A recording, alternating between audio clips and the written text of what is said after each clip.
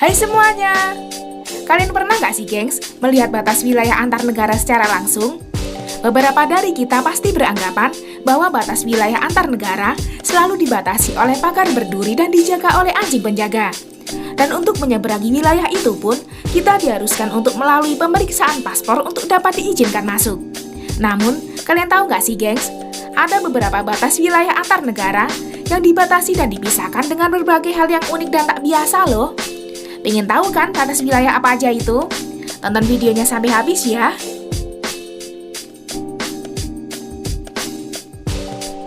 Sekelompok masyarakat asal Belgia melakukan perhitungan pada batas wilayah negara tersebut. Batas wilayah kota Belgia masuk ke dalam sebuah daerah kantong dalam wilayah Belanda. Kok bisa gitu ya, gengs? Letak batas wilayah yang unik ini berada sekitar 5 km dari batas wilayah Belgia. Daerah yang membentuk kantong itu merupakan bagian negara secara utuh yang terkepung oleh teritorial dari negara lain.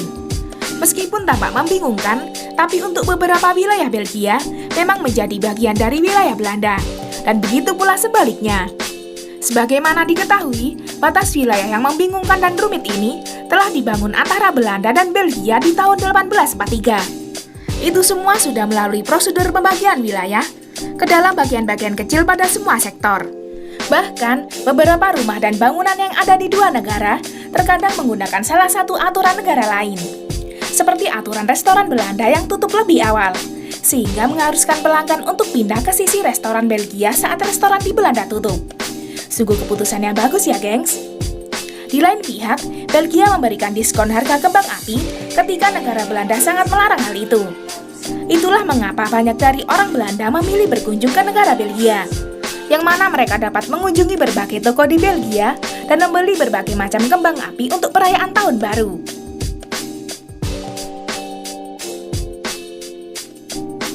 Perbatasan wilayah negara Amerika Serikat dan negara Kanada membentang hampir 9.000 km.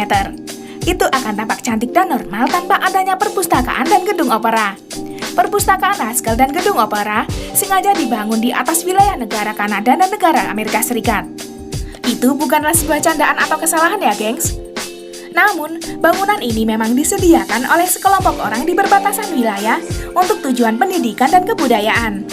Peletakan batu pertama pada pembangunan perpustakaan dan gedung opera terjadi pada tahun 1901. Dan pada tahun 1904, pembangunan telah dirampungkan seutuhnya. Dan untuk total biaya pembangunan sebesar 50.000 US dollar, yang mana biaya tersebut sangat sesuai untuk tahun itu. Aneh-aneh aja ya, gengs, ide sekelompok orang ini. Keunikan dari bangunan gedung ini ialah bagian depan perpustakaan wilayah Amerika Serikat dan bagian buku-buku adalah milik negara Kanada, serta bagian ruang baca masuk perhitungan wilayah internasional.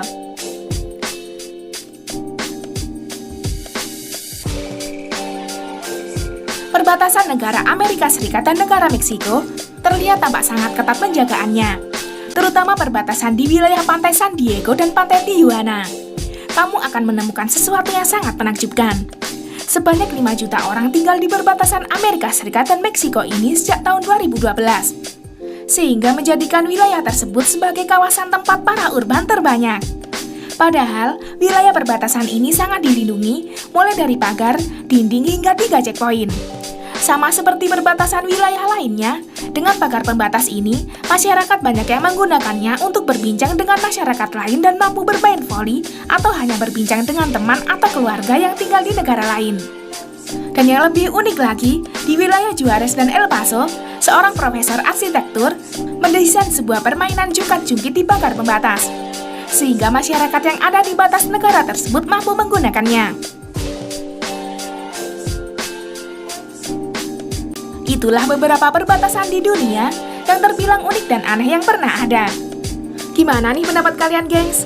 Apa kalian pernah nemuin perbatasan wilayah yang unik dan aneh? Tulis komentar kalian di bawah ya.